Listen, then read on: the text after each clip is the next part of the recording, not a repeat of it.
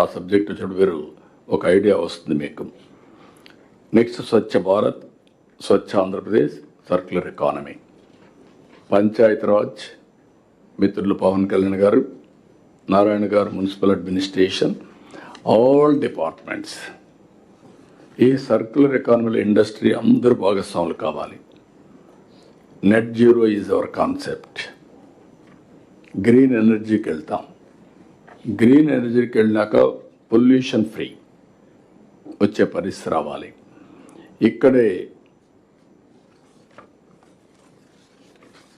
మన RTGS aware వ్యవస్థ తీసుకొచ్చారు.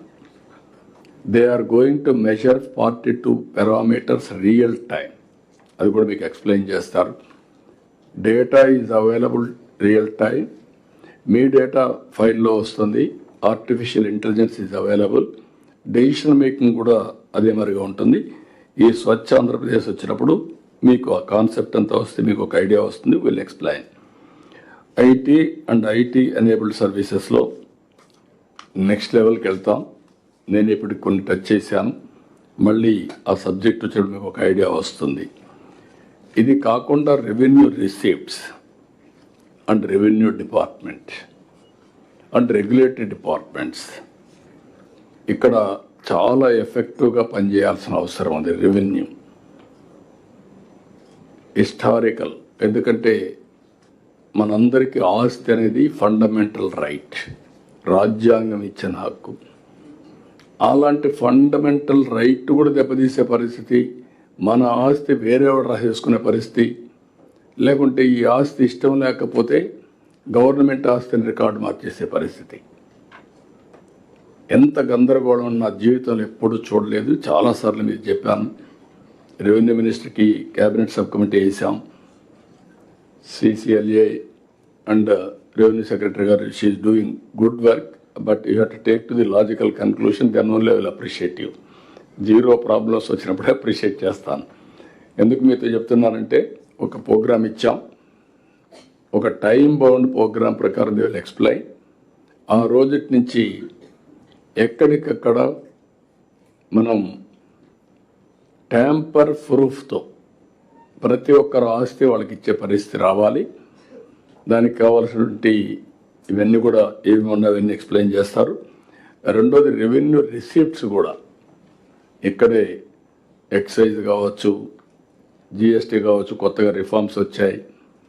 GST వల్ల ప్రజలకు లాభం వస్తుంది, రేట్లు తగ్గుతాయి, కొనుగోలు శక్తి పెరుగుతుంది. ఇక్కడ మీ అందరి మీద కలెక్టర్స్ మీద ఒక రోల్ ఉంది. ప్రతి ఒక్క షాపులో GST రేట్ల యొక్క బెనిఫిట్ వాళ్ళకి రీచ్ కావాలి, బోర్డులు పెట్టాలి. నిన్నే ఫైనాన్స్ మినిస్టర్ గారు చాలా స్పష్టంగా చెప్పారు. మీరు అది చేయాల్సిన అవసరం ఉంది.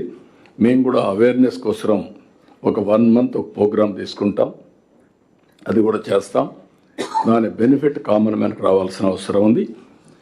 దీన్ని ఈ యొక్క రిఫార్మ్ వల్ల కామన్ మ్యాన్కి బెనిఫిట్ 100% వస్తుంది. దానివల్ల గవర్నమెంట్కి ఏ విధంగా ఆదాయాలు ఫ్లక్చువేషన్స్ ఉంటాయో చూసుకొని మనం బ్యాలెన్స్ చేయాల్సిన అవసరం ఉంది.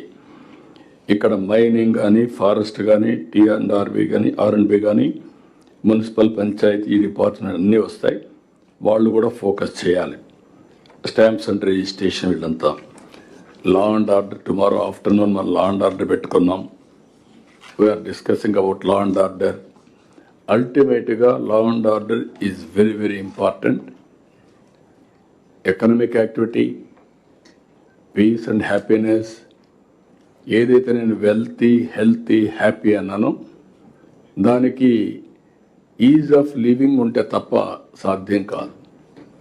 That is the biggest challenge మనం గుర్తుపెట్టుకోవాల్సిన అవసరం ఉంది. టెక్నాలజీ ఒక యాంగిల్ అయితే, టెక్నాలజీని కూడా మ్యానిపులేట్ చేయడం కానీ, టెక్నాలజీని అధిగమించి కంట్రోల్స్ వస్తున్నాయి.